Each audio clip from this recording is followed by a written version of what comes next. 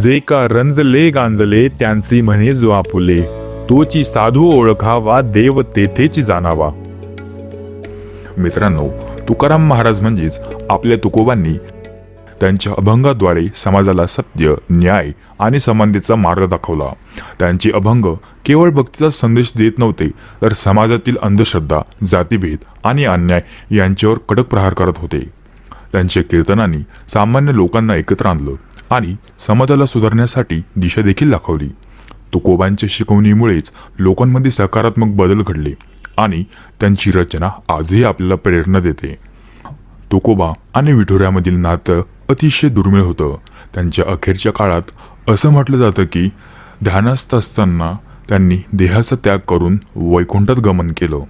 पण काही लोक असेही म्हणतात की तुकोबांची हत्या झाली होती. यामागची खरी कथा नेमकी काय?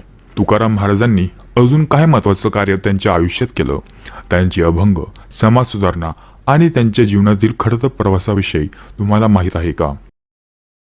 तुका म्हणे होय मनासी संवाद, पाही श्रीरंग पडता लोचनी.